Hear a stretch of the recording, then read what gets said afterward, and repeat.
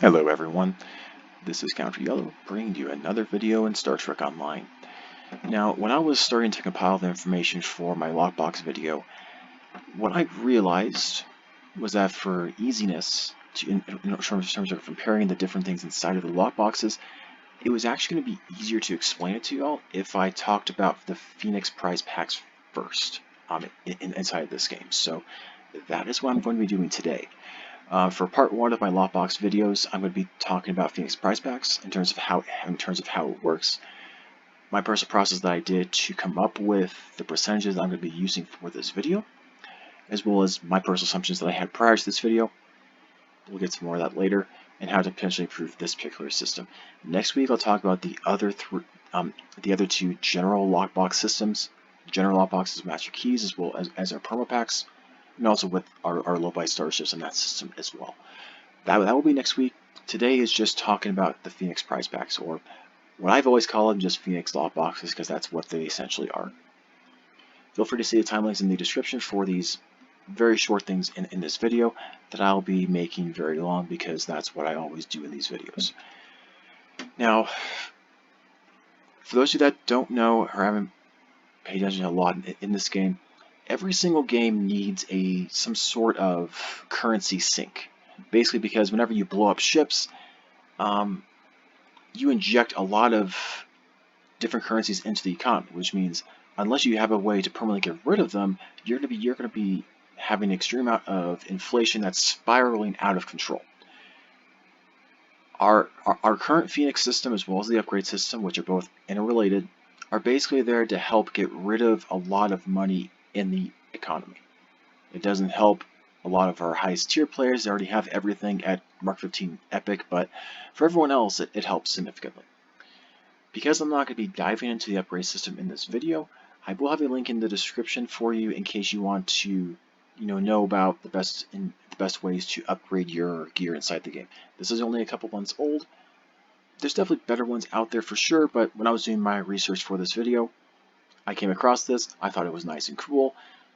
I know Excel spreadsheets aren't everyone's cup of tea, but it's definitely at least something and a place to start off with. With that all said, today we're gonna talk about how expensive are Phoenix starships, because I know that that's something that a lot of people complain about a lot on the exchange. Some people try to go to the extreme and say the Phoenix starships are more expensive than promo starships, which, by the way, is incorrect. But we will get into that. So for my process today, I decided to unite all the data I could possibly find on STO Reddit.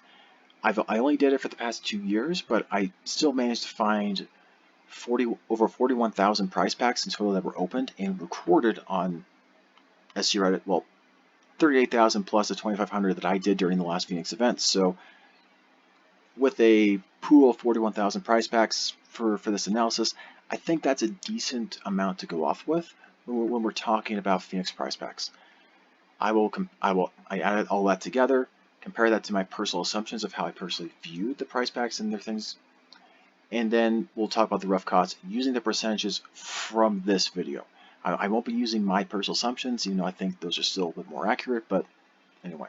For the big disclaimers, obviously we're talking about multiple years of STO, especially because me and other people are assuming that the drop rates have been reduced because there's been inflation in the dilithium market, especially since Victory is Life. It's gone up and it's always been above 300 dilithium per zen. And that me and several people are assuming that the drop rate of Ultra and Epic stuff in the Phoenix Lockbox is directly tied to the dilithium to zen exchange inside the game. A lot of us are assuming that Cryptic is wanting a certain amount of zen per starship, regardless of where it's coming from. We'll get into some comparisons, and there's some things that are going to be eerily similar, even with the data set that we have of several years. Additionally, the data that I have in this video is only going to be from the STO Reddit, plus my own personal stuff that I just recently did. There won't be data from other sources like Twitch, YouTube, Discord, Facebook. Those things were not included, just STO Reddit itself. Also, on STO Reddit itself, some people give data that might be skewed and unreliable, and there are a lot of people who just don't post there, don't say different things. A lot of people don't use STO Reddit that play this game. There's gonna probably be some extremes in this analysis, but with the amount of price packs that I've collected, I think it's going to be relatively normalized considering everything. So, with that all said, let's get into the numbers. So as we can see here, the total is 41,308 packs. For our general percentages here, it ended up being 25,368 for uncommon, which ended up being 61% of the total. 11,179 that were rare, or 27% of the total. 4,465 very rare, which ended up being almost 11% of the total. 204 ultra rare, which ended up being about 0.5%. And epic ended up being 92 of this whole bunch, which ended up being about 0.2%. Now, whenever you're comparing these percentages over to my personal expectations, what I was expecting to have happen roughly was, at least between me and other people that I've talked inside the game, from what I've seen, it's generally about 60% uncommon, 30% rare, and then 10% between very rare, ultra, and epic. And we generally kind of see that. The big difference that we see here is that the very rare and uncommon are a little bit higher, and rare is a little bit lower. And ultra rare is actually quite a bit higher as well, at almost 0.5% instead of a 0.4 of what I was expecting. So we're going to see these rough percentages whenever we start talking about the rough cost of these various items and things inside the game as well.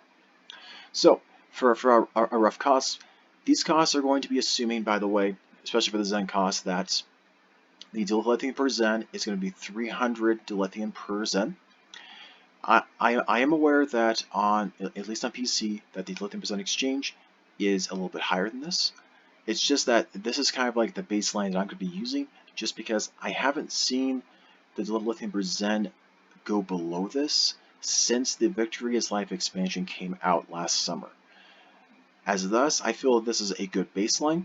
Basically, if the dilithium per Zen exchange is higher than this, that means the overall cost for these various items are actually going to be lower, because you're getting more dilithium for your Zen that you're investing into the exchange. It's just the way that it is. It also means that dilithium farming is a little bit less effective, but with how easy it is to do inside the game, especially with the Admiralty system, which I might cover in a couple weeks because there's been some talk about that. I'll talk about how the Admiralty system might, well, not might, it has been hurting the game significantly. Which is also why we've had some FOMO things to try to help with that.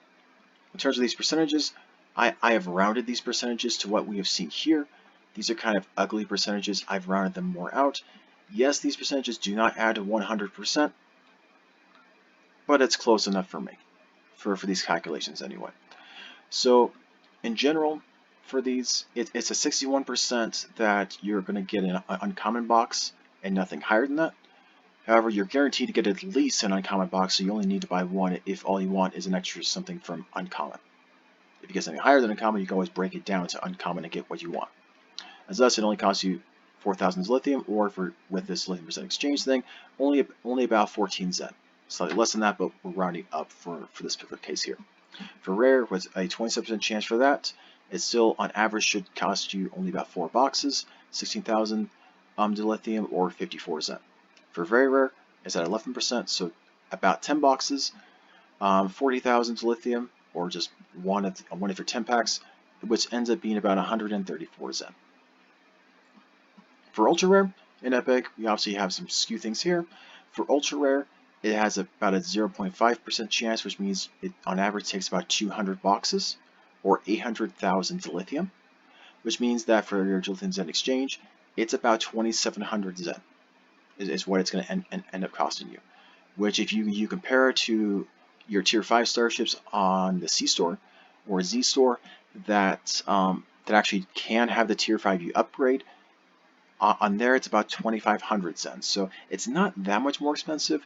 The difference, of course, being that on the C store you buy it once and it's unlocked for your entire account.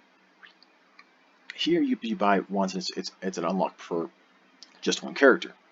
Of course, the one thing to keep in mind though is that these ultra rare tier 5 ships already have a built-in free tier 5U upgrade, which is slightly cheaper for one character, but if you have more than one character, then obviously the C store is going to be cheaper. Now for epic drops, the 0.2% is about what I was expecting, which means on average it's going to cost you about 500 boxes or about 2 million dilithium in order to get an epic drop. Obviously, there's people that have spent way more than that. When I was doing my research, there's people that spent 1 to 2 to almost 3,000 boxes without getting an epic drop, which I think is completely unacceptable in this game. But assuming that your luck is reasonable and you average about one of these drops per 500 boxes, it only costs you 2 million dilithium or about 6,700 Zet, which actually is on par with something else inside the game. And that would be our regular lockbox starships. If you do the cheapest route possible and sell promotion packs from the C-store on the exchange and get energy credits and then buy whatever lockbox ship that you're wanting off the exchange, the price between that and the price in Zen for getting a Phoenix lockbox ship on average is going to be about the same. Which again leads me to the tinfoil hat thing of like a lot of us think in the game that the drop rate for our Phoenix set for Ultra and Epic is directly tied to the Lithium to Zen exchange itself. Of course, we can't confirm that. Even in my data, I didn't have enough significant data for each of the different segments for the Phoenix lockbox stuff to really do any significant meaning behind the different things. Just because there's just so little significant data between all those different things, I could not make an accurate assessment as to those different time periods. There definitely was some slight noticeable stuff in my personal opinion, but of course that's just me being a little bit biased inside the game too. So I didn't do that analysis. I just don't have enough data, even with 41,000 boxes, to really say that for sure. And in terms of this data itself for most of these other stuff here, this is based on a different table made by SOB. A little while ago, SOB did its thing on the cost of low-buy lockbox and promotion pack starships. The link to that will also be in the description, as well as probably up here at some point. You can feel free to watch that video. Next week's video will go even more in depth than what SOB did in that video, in terms of all the other elements on the exchange as well. Alright, so in the next 13 slides or so, I'm just going to be showing you some slides that are going to be basically the basis as for what I'm going to be saying are going to be the 4 main ways to improve the Phoenix lockbox system or Phoenix prize pack system. I'm not going to really go into a lot of depth into each one of these particular things here. I'm just going to be showing you a lot of slides just because, well, I'm basically showing you that these ideas are not just me. There are a lot of people over the years that have been very upset about the way that the Phoenix prize pack system has been implemented inside the game. Some of them have cited, for instance, that the Phoenix prize pack system was implemented about a year after those changes that I showed you 2 videos ago about that the different event ships that any event ship couldn't be slotted anymore, that it was just of that particular year. There's been a lot of changes that happened that kind of moved us into the Phoenix prize pack system that we have today. For these different slides, feel free to pause if you so choose. You can also go to my Facebook page and then go to the Google Drive for the channel, and you'll be able to see a PDF version of this exact PowerPoint and be able to see all the different links for all these different links of different STO Reddit posts out there. And be able to see those exact posts and be able to go directly to those particular ones. I will have a few that I consider the most noteworthy in the description, but other than that, just go to the PDF and you'll be able to see those exact links for yourself. Okay? Okay. So now we get to the coolest part of this video, which is how to make the Phoenix prize packs better and more conducive for the entire player base. And so I have 4 options here. We'll dive into some more options and that are the same or slightly different in our next lockbox video as well. But here's just 4 to start off with for today. So first off, one easy way is to make Phoenix lockbox stuff account unlock. This helps encourage new players to join. If Cryptic wants to make this more exclusive, as some people have suggested, how about we make this part of the lifetime subscribership perk? that hey, you pay your $300, or what you should be doing is paying the $200 whenever it's on sale, and then boom, you're able to be treated as if you were a veteran player from the very beginning. And hey, you can get access to unlocking any starship in the game, or at least unlocking those starships that were earnable earlier in the cycle of the game.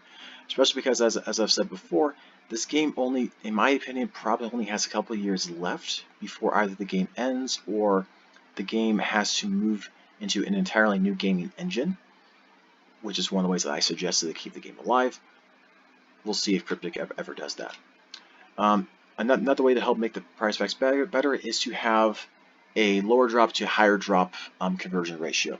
Right now, price packs already have a ratio of 1 to 2, meaning like one of a higher prize token to a lower one.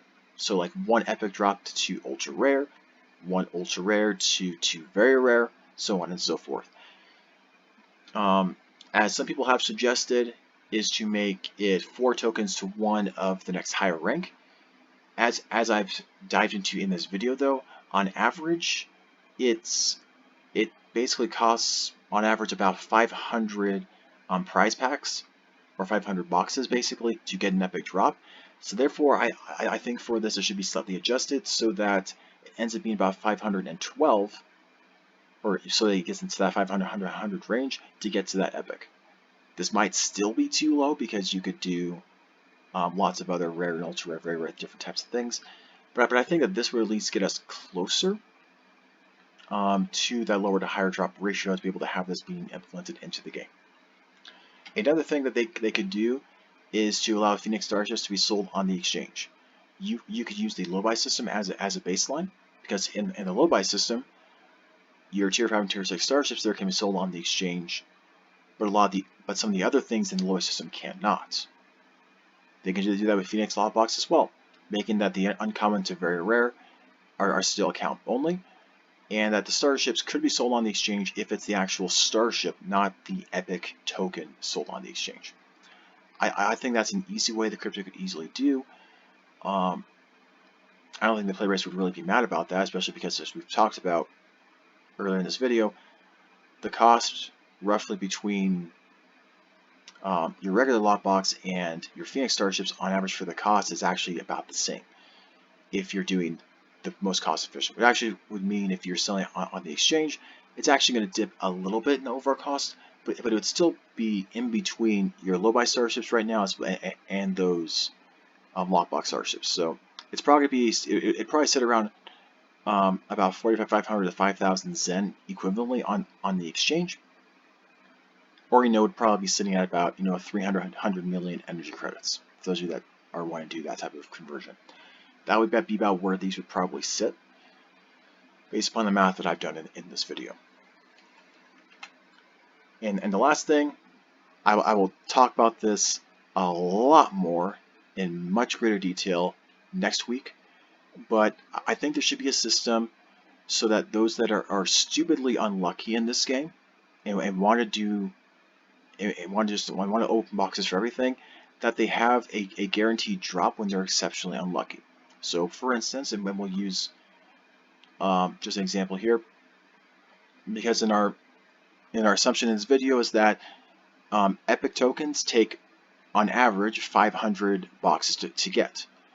So if they implemented this, they would just say, well, if you somehow are extremely unlucky and you happen to be 1.5 times the average to be able to get it, so for that to be 500, then we're just going to give it to you. So like for instance, if you manage to get to 749 prize packs opened without any epic drops whatsoever, then the 750th should have a 100% chance to drop an epic token.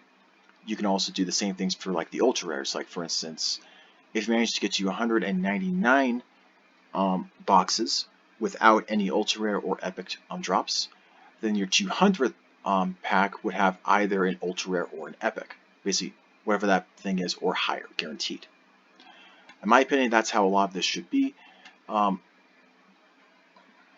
This would be a bit more complex because they already have a system called the upgrade system right now inside the game, which already has this scaling percentage that the more that you upgrade an item without it going up in rarity, it becomes more likely for that item to go up in rarity as you do more as you add more materials and stuff to it to try to get that ultra rare or epic, deflector or shield from your reputation that's really being really stubborn. I'll dive into that later next week. But these 4 ideas, if you're paying attention to those 13 slides, all 4 of these ideas were in those slides. There's other ideas as well, which I will talk about next week as well. And as for the stuff next week, I will talk about these 3 things in the video. We'll talk about general things for lockbox drop rates with the Infinity Lockbox and R&D promo packs. These are the 2 simplest ones that give you the most value for your buck in this game. I mean, the current lockbox does have some novelty in it, but it doesn't really age very well inside the game. We'll also talk about the true cost of starships in relation to these things, and then we'll have a TLDR of that video as well as this video, talking about whether gambling exists in STO, as well as some warnings for players, and also improvements that Cryptic could make to the game to make it easier for everyone, for both veteran players as well as players who are just recently getting into this game and realizing all the insane stuff that veterans have that they don't have, to make it easier for them inside the game. As well as that next week, early next week, for those that didn't pay attention to 10 Forward Weekly, Ambassador Kale, Mike Phantom, did mention that he's going to have an announcement on Monday talking about the weekend store and what's going to be happening to it, which means I will likely have a video on Monday or Tuesday talking about that particular announcement. I don't know if I'll get it out on Monday. I do have some other things I have to do in real life, so I don't know if they'll come out on Monday, but definitely at the latest, at some point on Tuesday, I will cover what happens in whatever announcement that really entails. If it's a really brief announcement, then it's going to be a really short video and I can talk about it basically immediately. Otherwise, it might take a little bit more analysis and then it'll be a video out for next Tuesday. But anyway, that's basically it for this video. Thank you all for watching. Feel free to like and subscribe and share this if you feel that this was good enough for your friends, other people that play STO to know about this stuff inside the game. And yeah, feel free to comment and tell me what things that I analyzed incorrectly in this video as well. I'm definitely not perfect. There is a lot of data in this video that I had to compile for this, so yeah, feel free to include your critiques and such in the comments as well. Thank you all for watching, and see you all next week.